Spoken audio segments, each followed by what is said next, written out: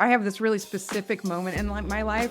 That was the first time really someone had expressed art through title sequences in cinema. What was it about UX that interested you?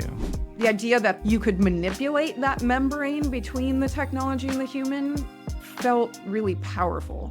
The logic part is more important. What is it they should be studying then? I actually think for most designers, focusing on the pixel is their glass ceiling for their career.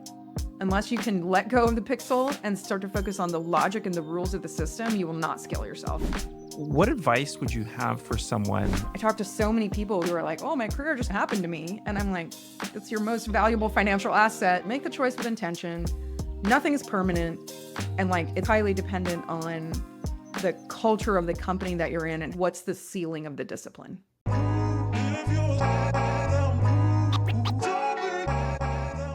What if the very thing that makes you a great designer is also what holds you back from advancing?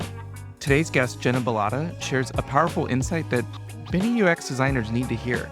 Focusing solely on the pixels might just be your glass ceiling. Jenna's built an impressive career in both UX and product roles, shaping experiences at companies like Google, YouTube, and Dropbox. In this episode, she breaks down why mastering the details isn't enough and why understanding the broader systems and frameworks is key to breaking through. I'm your host, Chris Abad, and this is Pixelated Path. We're diving into Jenna's story, her candid advice on the limitations designers face, and how those ready to move beyond the screen can build true impact in their careers. But before we jump in, don't forget to subscribe to Pixelated Path so you never miss an episode packed with insights from the world's top designers. Let's jump in. Jenna, so you've had an impressive career in UX and also in product roles, but what I'd really love to understand, if we just go back to the beginning and maybe where did your interest in UX first come from? Oh, absolutely. So I have this really specific moment in my life where I was like, that's what I need to do when I grow up. And it was, I think I was in high school. I was already in art classes. So yeah, I was in all the drawing. I took every art class I could in high school. And I can't remember the precise year, but the movie Seven came out. Do you remember this movie with Brad Pitt? And can't remember who else was in it, but I went to go see it in the theater, and I probably should not have because I was probably underage. But that was the first time really someone had expressed art through title sequences in cinema, to my knowledge. And I was watching the opening credits, and I was completely blown away. And I didn't even care what the rest of the movie was. I was still obsessed with the credits, and I made my friends stay all the way through the end credits. And it was just this incredible expression of art and design through motion graphics and title design. It was a perfect blend of typography and motion. And I was like, I'm going to be a title designer when I grow up. I just was obsessed, but I didn't have any typography experience. I didn't have any digital experience. I didn't have any motion experience. And this was in 1990. I think it came out in 95, maybe. Computers didn't have that much power. And so this wasn't really something that consumers or somehow I'm going to make that my career. So that's how it started. I was always, artistic growing up and drawing and coloring and crafting. But that was the moment where I was like, this is what I want to do for a job.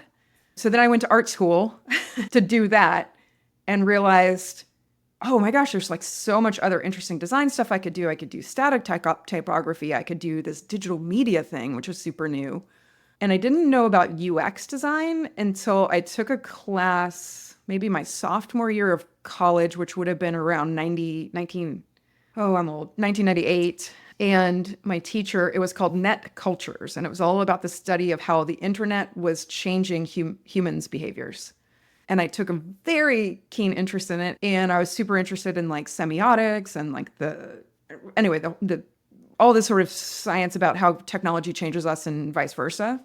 And my teacher told me that I needed to go to this specific program at Georgia Tech that's called IDT, Information Design and Technology. And that's where I found out UX was a thing. I had no idea that was a thing.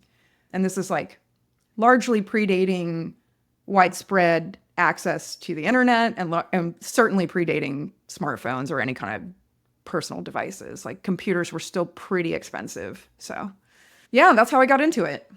I guess I have Brad Pitt to thank for my design career, maybe. Yeah. I mean, UX and like everything that you do in UX in some ways can be quite different from like multimedia and title sequence design. So, what was it about UX that interested you? The psychology part. So it was basically like when I was in the net cultures class, we were inspecting how humanity is being changed by technology. And that just fascinated me. So I started reading books about, even older books when at the beginning of the Industrial Revolution and still photography, and how that became more accessible, that people, sort of taking pictures and the photographs themselves altering our memories of the actual moment, and that kind of universal sort of memory making happening. So in grad school, I got super into like, how are our memories being altered through the media that we're creating, and how is that harmful? Is that, is that a good thing? And why are we creating these like kind of collective memories as media making is becoming cheaper and cheaper? So the idea, like I did this project in grad school where it's like I went out on the internet and found like thousands of pictures of people at the Eiffel Tower. People go to the Eiffel Tower and they like pretend to hold it up. They take that one picture. Like literally millions of people have done this. And it's creating this collective memory of being at the Eiffel Tower when no one person has the same memory, but you all the media is like altering our memories. So it was really that intersection of where the human behavior, technology, and technology changed the human behavior that I found super, super fascinating. And the fact that as a UX designer or product designer, as it later became known, but the idea that as a UX designer, you could manipulate that membrane between the technology and the human, like felt really powerful. And then I started to notice like all of the interfaces that people, encountered with technology were all made, at least at that time in the 90s, to make the technology understand it. They weren't made to make humans understand it because we were just starting to understand the technology. So we had to build technology in the way that the technology could understand. And now we're just using natural language search and, ChatGPT, and the thing has come all the way around to the input mechanism is the thing that the humans understand, and the computer does all the hard work to translate it into their language. So I think that shift over the last 30 years has been super fascinating. But yeah, that's the piece that interested me the most. The fact that you could, like, as a designer, manipulate that thin little membrane between the human and the technology. It's so interesting because I think a lot of what you're talking about is how a lot of people think about UX today and the role of like what we do. But like you said, even just in terminology, like user experience was not really a thing. We were still sort of learning how this worked. And as an industry, like this profession was still forming. So having with those ideas in mind, like what was it like first going into the workforce and comparing that to maybe like some of the work that you were doing as a designer or being asked to do, or like organizations' understanding of the role that design could play? Well, I got a cold shower when I went into the workforce for real, like out of academia. So I did my master's degree also at Georgia Tech. And during that time, I had a GRA, which was a graduate research assistantship. So I worked in a media research lab, and we did a lot of like research around accessible technology, making technology accessible to people with disabilities. And that in order to survive in academia, you have to be highly, highly like realistic, but also idealistic. Like you have to believe that, you can make something happen with a grant from the federal government or something. As well as being in that media program at Georgia Tech, like where we focused on the most idealistic sort of blue sky, dream up something and it will become, I went into the world of, true capitalistic work. And I was like, oh, there's a lot of constraints here. Like when we're taught, in my undergrad, I had a sort of a formal designish, took typography, did all the composition and color things, because you have the sheet of paper has a fixed size, the printer has a fixed set of capabilities. And in digital, you can't control the end user experience because the web is fluid and sometimes people don't have that font installed in their on their machine. And they might have a really big machine. They might have really large text because they have low like vision perception. So the biggest cold shower for me was I was coming from a highly, highly idealistic environment into a highly, highly realistic environment with tons and tons of constraints. And I basically had to break myself and reform into another human in order to get over that. Like everything everything I had been taught in school was a lie. Like that's just not how jobs doing UX type work worked. And I had to kind of break down all of my entire belief system and rebuild it from the ground up. But it was a really interesting chance to kind of like merge the ideal and the real and kind of bring something together where you're always aspiring to do a little bit better. But my goodness, I had a really, really rocky transition into like, let's call it capitalism, capitalistic work, It was hard. It was really hard for me to break those belief systems down. And years later, I'm looking back on it. I'm like, why? I think designers that are coming up, like just in the last decade, I don't know if they ever had that control the entire thing education. I would love to know, though, because that really, really messed me up for a long time. It's just so antithetical to the way that the promise of the web is like, you can bend it to your will, sort of. Anyway. Looking back on that, I mean, someone who's going through graduate work today may not have that specific type of education, but one of the common questions I hear people ask is how helpful graduate degrees are in this field. Looking back, like, what would your recommendation be, or what would your advice be to someone who's debating, like, going and getting their master's in interaction design or UX, or like going straight into the workforce? I would not trade my graduate education for anything because it changed my perspective on the world, on technology, and it basically got me into Google, which is kind of how my career really kicked off.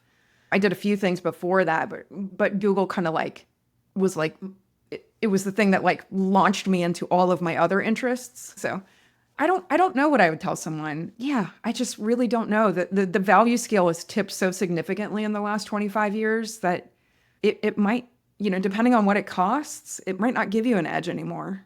Yeah, we may not be able to do any sort of like precise ROI calculation compared to like the cost of a graduate degree, but you spent a good amount of time on the other side interviewing and hiring designers. How would you describe the edge that as a hiring manager you feel it gives a candidate, if any, when they have a graduate degree?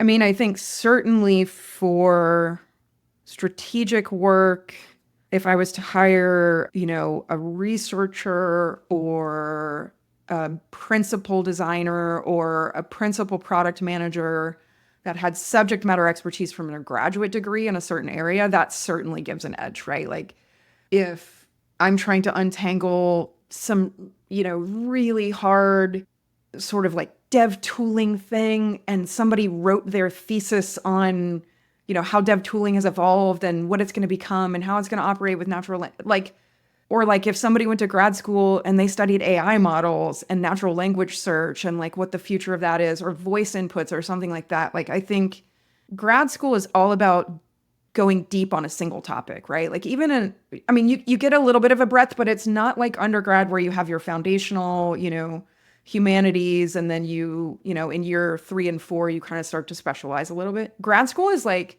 even a master's degree is like, you do research to support a thesis, and a thesis is a idea, a perspective about the world. So I would say that like, if somebody's thesis or doctoral dissertation made them a subject matter expert in a really specialized area of a nut that I was trying to crack, like, over a really big, ambitious, like 3 to 5 year timeline, it would absolutely give that person an edge, 100%.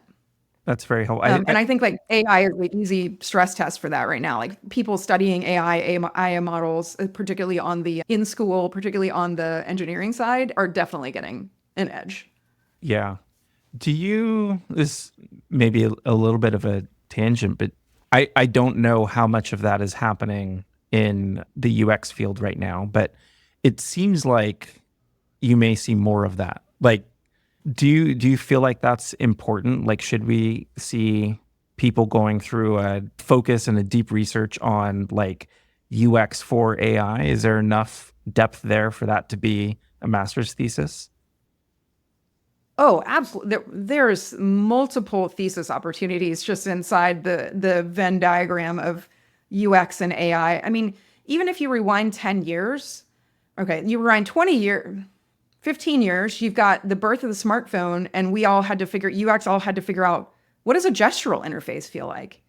Like, we can talk about Tinder, and we can look back on Tinder and be like, well, that was kind of a toy, but they came up with the first like swipe based, intent capture that existed on the internet, right? And then there was Inbox, which was bought by Dropbox. And, I would argue that the reason why Inbox was so popular is because it mapped everything to natural gestures that people did with their phones. Fast forward 10 years, we're looking at voice interfaces, right? And Google hired a whole crew of people just to like design voice inputs, like Alexa, Google Home, which I unplugged before this because I knew I was going to say that and was going to start speaking. And, so 10 years ago, we were talking about the screenless interaction. And now the moment that we have to learn, and the whole, to a lesser extent, I have a friend who was one of the lead designers at Google on their like VR AR devices, and they had to learn about proportional spatial distances to not make people barf, right? And like getting the frame rate right and making sure that the horizon was where the horizon was supposed to be so people didn't get queasy. Like UX designers had to learn all of that because it came with the technology set. Now we have AI, and there's so many ways that UX designers or product folks can lean in, not the least of which is like, how do we ethically represent the data collection and synthesis and environmental impact of AI to the customer so that they can make a thoughtful decision about how and when to engage with it, as well as, there's this whole industry springing up around prompt engineering, prompt design. The way to get a good outcome from AI is to create the best prompt possible. And then, if a UX designer is trying to, sort of create AI for Gen Pop, they have to teach people who don't know about technology what a prompt is and how to write one without actually using the words prompt or. So I think that there's tons of really fascinating stuff going on. I feel a little bit like an old dog in this area though, because I've been through like every decade, there's like a new piece of technology that forces UX designers to kind of like relearn core principles or redefine core principles, like AR, VR, screenless interfaces. Right now it's in 10 years, it'll be something else. And, kind of as like a village elder, at some point you just have to step back and watch the new crop of folks figure it out, like at some point it's not your job to figure it out anymore. But yeah, I don't know. It's really fascinating. I do think there's like so much blue ocean for someone to go into a grad program right now and write their master's thesis on ethical design in AI, or, just the evolution of the interface of natural language and how we've moved away from computer language to natural language and what that means for the world. Like, I mean, if I was some number of decades younger, I might go and do that myself. Yeah, I think there's plenty of space.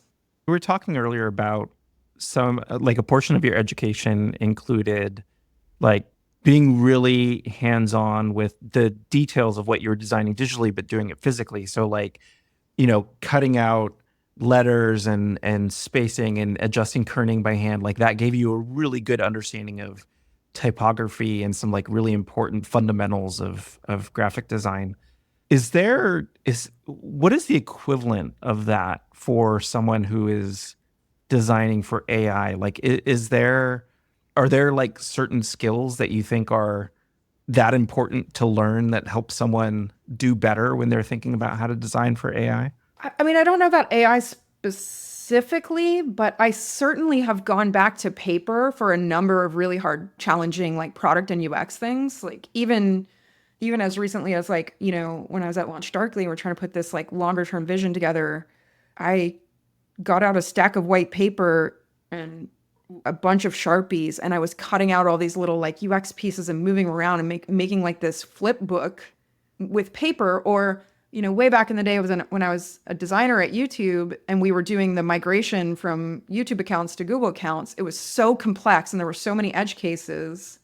I flew down to LA to the Santa Monica office where all the engineers were, and there was this big glass wall. And I printed out every screen, and the team and I taped it up, and we like took whiteboard markers and we drew between.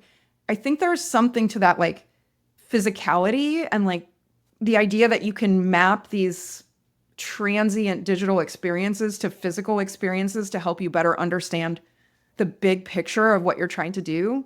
And I think there's just something about getting away from a screen to help your brain switch out of the mode of like, it's not going to be pixels that's going to solve the problem. It's going to be logic. And as long as you can map out the logic in an analog format, for me, it's paper and Post-its, it can help you detangle big problems super fast. I think there's probably a very similar analog application for AI where you have, all of software is like, you input some information, some computers do some stuff, something comes out the other side. AI is certainly no different than that. Just the black box is, big and expensive and complicated. But the idea of input-output remains. And so as long as you can switch to analog, paper, Post-its, clay models, whatever you want to call it, you can still map the input and the output and the processes that need to happen and all the human touch points to those areas. It can help you get your mind around it. So yeah, I would recommend that, but I haven't done it specifically for anything related to AI. Your point about solving the problem with the logic rather than the pixels is a really interesting one, because I think so many people who want to be in the field of UX and are learning UX today, like there's a lot of focus on the pixels and how do I control the pixels and manipulate the pixels and create the pixels. But if the logic part is more important, like what is it they should be studying then, if not like how to manage the pixels? Like, do you have suggestions or have you seen different types of studies or skills that people should be building that maybe will help them even more in a UX role? Yes. I do. I actually think for most designers and many product folks, focusing on the pixel is their glass ceiling for their career. If you can't get up and out into the logic of the system as a product designer, you will stop at senior. You will not advance to principal. You will not, you just won't be able to operate at scale and the kind of impact that, at least at a larger company and even a smaller company, if you're one of the most senior, most design ICs, you just will not be effective enough if you stay at the pixel level. It's so limiting. It's like, and you can be a senior designer and be really good at pixels and be really fast at pixels. But until you start designing the rules of the system and not the screens of the system, you will, in my opinion, be limited in your career progression because you will be limited in the impact that you can drive across broader and broader areas of the business. Never really described it that way, but the pixel is like the designer glass ceiling. Unless you can let go of the pixel and start to focus on the logic and the rules of the system, you will not scale yourself.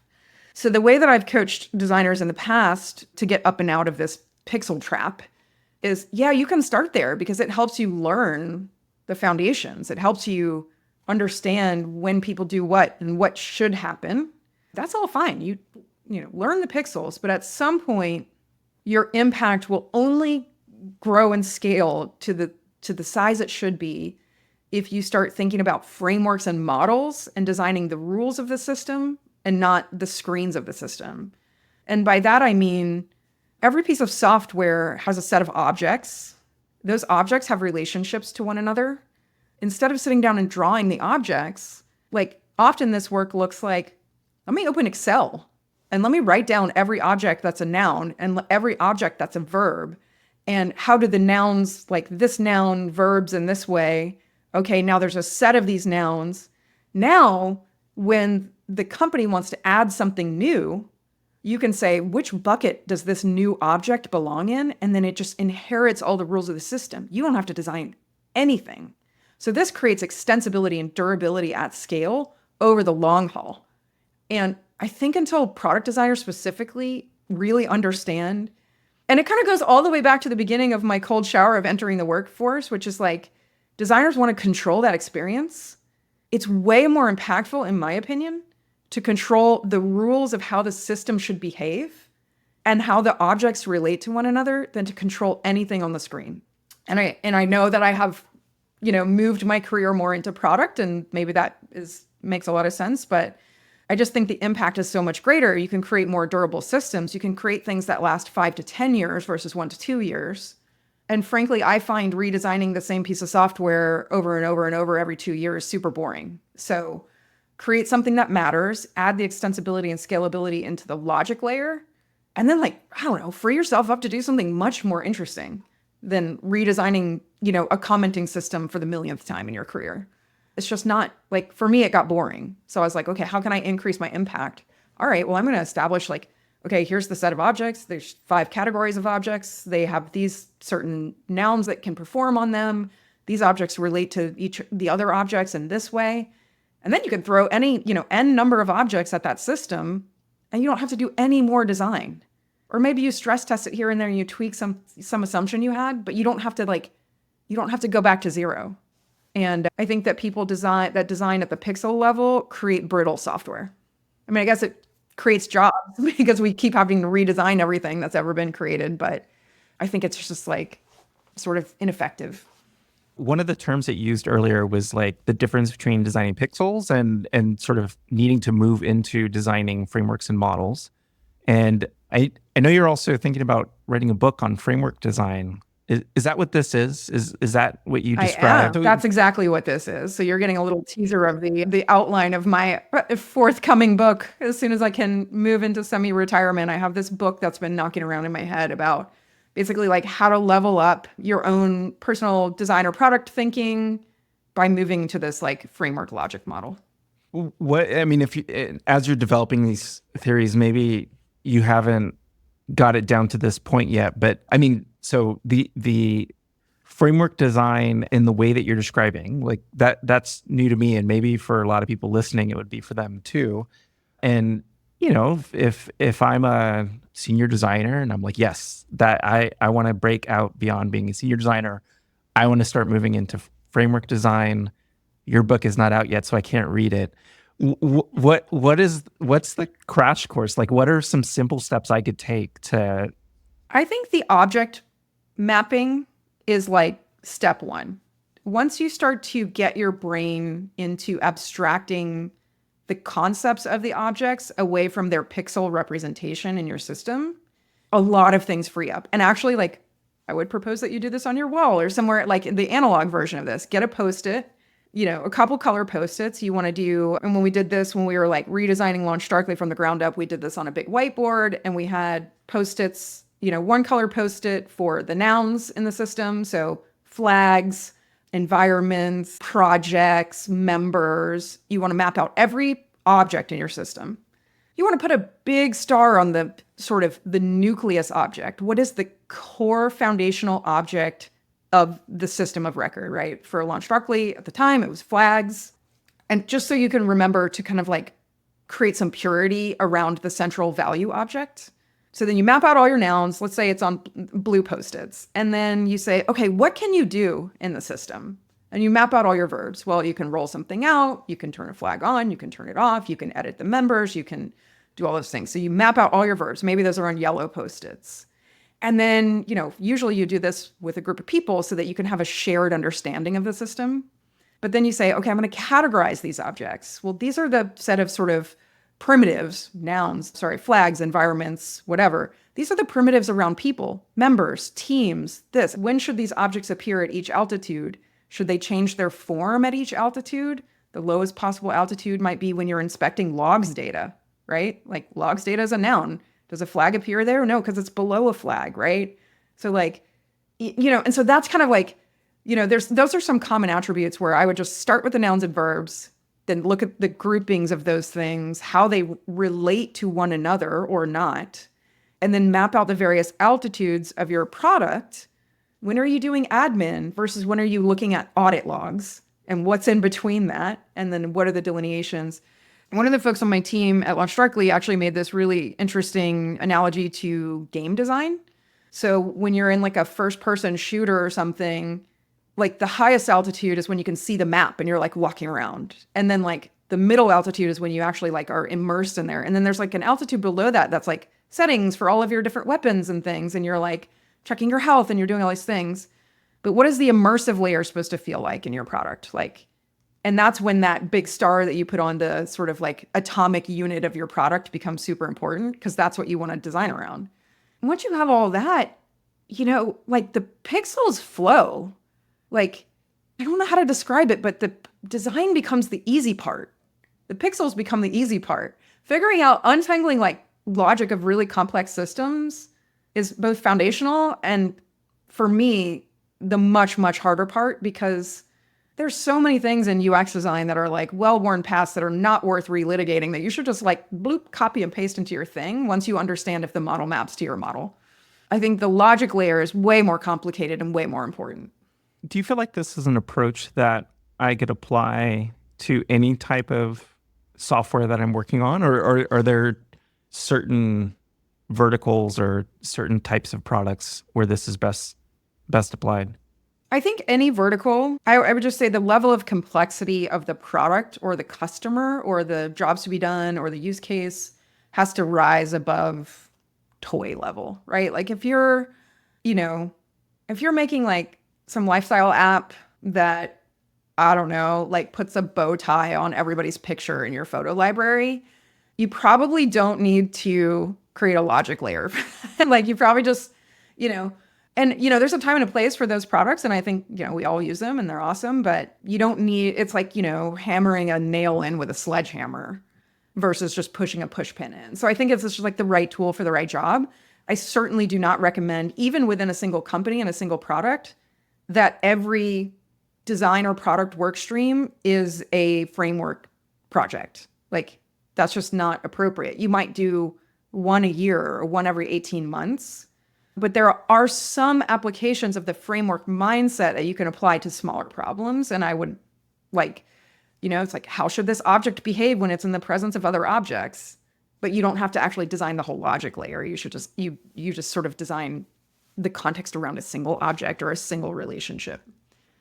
But the bigger, more complex projects certainly benefit from framework design, regardless of vertical, regardless of product, in my opinion. Do you think at some point you have someone who this is like their specialty or expertise, like they're the framework designer in the organization? Kind of similar. I think sometimes you see that with like service design, where like that is a field and there's enough there that someone needs to know that that's what they specialize in. Yeah, I think the closest we have for more like universal lexicon among us design leader folks is, oh, do you have somebody on your team that's really good at systems design? A system designer, is the big picture person, but they're not necessarily thinking about it exactly the same way as a logic layer. But those people are, in my opinion, more easily taught this skill because it's just a hard skill. I could write a leaflet about it and you could, a really senior principal designer could learn it, in a couple weeks. I've taught a number of people on my teams how to do this kind of work. And it's more of a mindset shift than anything. But like, when you're at a larger organization and you have other design managers and you're like, oh, what's the composition of your team like? You have people that are really spike on the fit and finish. You have people that really spike on the systems design. And you got to have that one systems designer on your team that's like, really good at the big picture. They're like, oh, you can't do A because then Z will get screwed up, 15 steps later. You got to have a person like that on your team, on like a well-rounded team. And those are the people I feel like that are ripe for really leaning into the concept of framework design or logic-based design. Interesting. So they already exist, like they're like a flavor of UX designer that doesn't know that they're on the precipice of like unlocking this incredible scaling and impact power that they were like on the verge of it, Oh, it's very cool. I love it. I want to switch gears a little bit. Earlier, you said something really interesting. You said that your time at Google sort of like launched this career for you. What did you mean by that? Was it because it's Google, like the brand, and that what comes with like being someone at Google, or was there something specific about the work that you did that sort of just like drew you into a particular direction? Like, how did that launch your career? Yeah, I mean, there's a lot of things. Like certainly being at Google in the mid 2000s gives your resume a certain cachet. Fine. Like let's just set that aside because that's just like social proof or whatever. In terms of what I actually learned there, I have this story about I was a design director before I joined Google, and then I kind of got leveled way down, which is I still accepted the role and I'm so glad I did. But I did, my pride hurt a little bit because I got leveled down to like a UX 3 or something like that, which is solidly mid. And I'm like, oh, I'm joining I'm like joining, I got hired by Google. I'm a superhero. I'm like invincible. And Google hired me. So I joined the Gmail team. I was designer number 25 at Google. There weren't very many of us. There were 5,000 total people. So there were 25 of us like doing everything for Google. And my third day at Google was a Wednesday. And I went to this meeting, but I had no idea what anybody was talking about. And I get to my mentor and they're like, you're going to take over all the intern projects because the summer's over and the interns are leaving. Just, you're a senior designer. You can take all the intern projects. And I was like, I was in this meeting. I was like, I have no idea what's going on. I don't know what anyone is saying. These people are way smarter than me. So the day ended and I'm about to get on the bus to go back to San Francisco. And I like call my mom and I'm like, just weeping. I'm like, I've wrecked my life. I've moved to San Francisco. I've joined this job. I'm like the dumbest person in the room. I don't deserve to be here. I mean, like the whole thing, I was like, maybe if I quit and just move back to Georgia, like no one will ever know that I did this in the first place. Like, I mean, I was wrecked by day 3. And I was like, I don't know why this company, like, I went from being like, yeah, I'm the, what, to like, to just being like cut in half and like feeling like I didn't deserve any of it. And then, I eventually got my feet underneath me after 3 or 4 months and I was like, okay, I can do this. But the education, like the problems that these people were solving and the quality of these engineers and the vastness of the edge cases and the vastness of the scale that Google was operating at made all of my prior work look like a joke. It was like, and I often talk about the time that I spent at Google was like 5.5 years. That as an IC UX designer, it helped me become like nearly invincible to any other problem that would be thrown my way as an IC designer, because the scale is so massive that you literally encounter every type of human, every type of problem, every combination of technology and browser and interaction and bandwidth, and like you encounter it all. And when you encounter it all, legal problems, country-based legal things, billing, when you encounter it all, you build patterns for the future use. And after I left Google, like things felt easy. I was just like, this is just so easy. And for me, easy became super boring. So that's when I started to inflect toward product because I wanted to stretch myself in new ways. So yeah, I think that's what I mean when it kind of like, it launched me into like bigger and bigger contexts, bigger and bigger problems, harder and harder technology problems. The hardest technology problems, I think at the time, at least from my like very biased worldview, were happening at Google, were being solved at Google. I mean, when I landed at Google, they were cutting spines off of books and digitizing them because they wanted to digitize all the world's books. Like, that's just the kind of stuff they were building, the self-driving car. Like, that's just the ambition within the company to solve the hardest problems was limitless, if that makes sense. And when you first left Google, you left to start your own company, right? It was Avocado. Yes. Was that a hard decision to make, to leave a place like Google where you're just surrounded by these engineers and these really hard problems and this incredible scale, to like jump into the world of entrepreneurship? Yes and no. I mean, the decision was hard because I had a comfortable life and I was at YouTube and I had a lot of like friends and I was super engaged in the YouTube mission, but I wanted more. And the reason why I actually ultimately left Google and YouTube is because I wanted to be multifaceted, and the company had grown to the point in terms of my discipline. I wanted to do product and design. And the company had grown to a point where that was just sort of incompatible. Where I remember I went to the product leader at YouTube at the time And I was like, I want to be a product manager and a designer. And they were like, well, you have to choose. I was like, well, I don't want to choose. And really, that desire to be truly multifaceted and to show up in a way that, benefited the product discipline and the design discipline without having to choose is the reason I left and started my own company. I was like, well, at least at my own company, I don't have to choose, and I'll learn about finance, business modeling, forecasting, all that stuff that I didn't really learn at Google by nature of my position as a designer. But it was really hard decision. Like I often feel like in some of my career changes over the last 10 years or so, I'm like, I wonder, I just say, like, I wonder what it would have been like for me to be one of these lifer people that's been there for 20 years. Like, I wonder what that would feel like. And I've toyed with the idea of going back over the years. I've had a couple of interesting offers, but I think I've come to terms with that being just a really special time in my career and just leaving it at the one go around the block. But yeah, it was a transformative moment in my career, certainly. And since then, you have kind of a mix of different roles between design and product. Like when you were at Dropbox, that was a design role.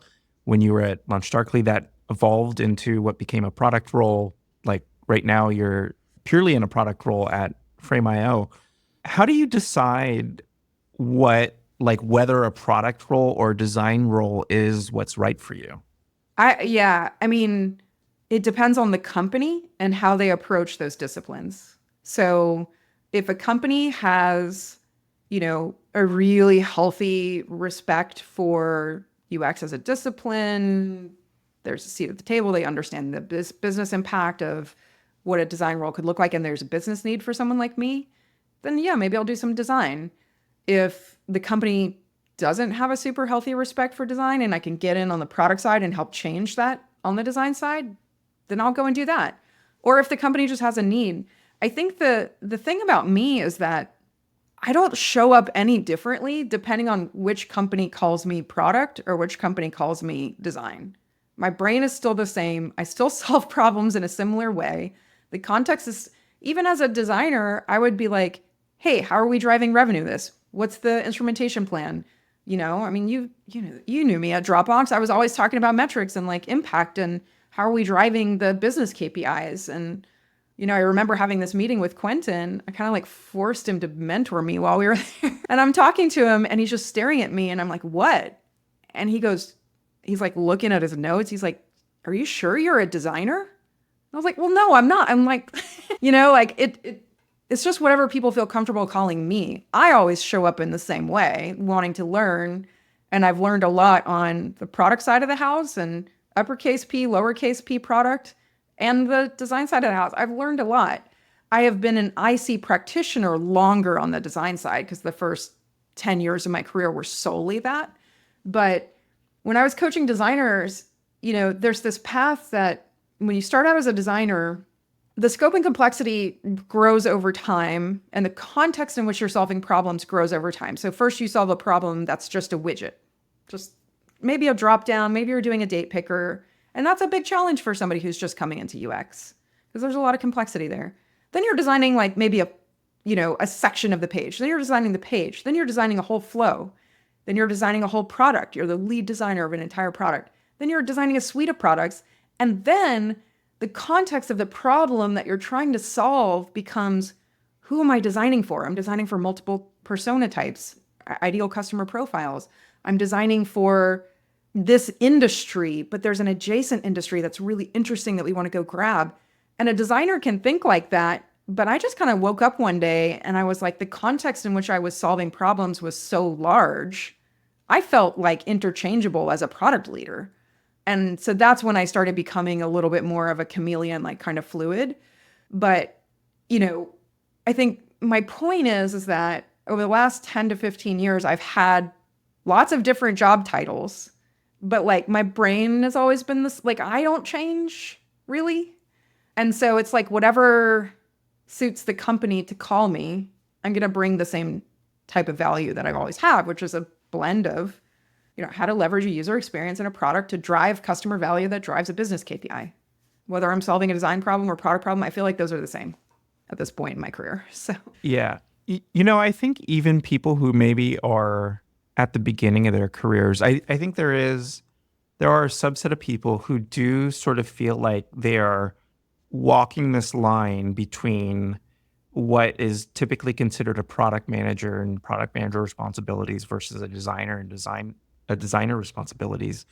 Being someone who is kind of fluid across both, what advice would you have for someone about maybe how they make that decision or how they choose to develop their skills and their attractiveness as a candidate in either one path or the other? Because like you said, a lot of larger companies, you do have to pick, like you have to be one or the other. And so what does someone do who sort of feels pulled in both or sort of like one foot in each? Yeah, gosh, that is a good question. My first piece of advice would be, and folks that have reported to me in the past that are watching this will chuckle because I say this all the time, but just don't let it happen to you. Like, choose with intention. So, evaluate your opportunities and make a choice. I talk to a lot of designers and I do a lot of career coaching and mentorship, and they're like, yeah, I just kind of like stumbled into this thing and somebody needed me to do that. And I said, okay, this is how a lot of people get into management. Like, their manager quits and they're like, oh, you're like the next most senior person. So, like, do management. And you kind of don't think about it. You think, like, oh, yes, well, obviously I'm the most. No, not everybody's suited for management. Like, just step back, take a breath, make a choice, right? Like, be intentional about your career. I talk to so many people who are like, oh, my career just kind of happened to me. And I'm like, sure, that's your most valuable financial asset, the one that's going to keep providing for you over the next 10 to 15 years, 20 years. Like, be way more intentional about it than just like something that happened to you. It's like they talk about it like they stepped in dog poop or something, like, oh, that just happened, you know? So that's my first piece of advice, is just to be like, make those decisions with intention. And the second piece of advice would be, those kinds of decisions are undoable. Like, if you're like, oh man, like, design has no power at this company, I'm going to move into the product things. Product gets to make these decisions that I feel like I'm better equipped to make. Like, and you get over there and you're like, you realize that product management is orchestration and not decision. And you're like, oh, that's not what I thought it was at all. That's not a permanent decision. You can move, when you move into management, that's not a permanent decision. If you get into management, you're like, I cannot deal with one more person's big feelings today. You shouldn't be a manager. Like, move back to IC. And there's nothing to be ashamed about. Like, decisions aren't permanent. And I guess the third piece is, don't just think about the role, think about the company you're doing that role in. So some companies that I've been at, their top level cultural perception of design is limited in a way that I find unsatisfying. So I would not find it satisfying to be a design leader because there's a cultural ceiling to the impact that you can have as a designer. There might not be a cultural impact to this, a ceiling to the cultural impact you can have as a product leader. And really, you're still the same person. You think in the same way. You could bring design thinking to product, to building great products, and I think people should. But for me, it is highly dependent on the people in the room and the cultural nexus of the company about where that ceiling is set by discipline. There are some companies who the ceiling for product management is super low. They expect these people to be backlog groomers and, program managers. For me, that's not satisfying as a product leader. I want to put together visions. I want to think about how to move into different industries and different verticals and category creation. I don't want to groom a backlog, 40 hours a week. That's not satisfying to me. But if the cultural nexus at that company is that product managers are glorified project managers, then I'm not going to be a product person at that company. But maybe design has a higher ceiling. So maybe I'll be a designer at that company. So I think those are the three things I would consider. Make the choice with intention. Nothing is permanent. And it's highly, highly dependent on the culture of the company that you're in and what's the ceiling of the discipline. Awesome. That's such a great note to close out on. Thank you, Jenna, so much for this conversation. It's super interesting. Where can people find you online or follow your work? Oh my gosh. I stopped using Twitter. I am on Twitter at Jenna, but I'm not active there anymore. I'm on LinkedIn. Would love to connect with folks, particularly folks who feel two-brained about product and design. Please come find me. So I'm on LinkedIn as Jenna Bilotta. And then thank you so much, Chris. It was so good to see you again. I've really missed you, and this has been really fun. So I appreciate you asking me on. And that wraps our conversation with Jenna Bilotta. From her early influences to her take on UX's glass ceiling, she gave us so much to think about on what it really takes to evolve in this field. If you enjoyed this episode, please subscribe to the podcast so you don't miss out on our next deep dive with another inspiring design leader. Thanks for watching. I'm Chris Abad. We'll see you next time on Pixelated Path.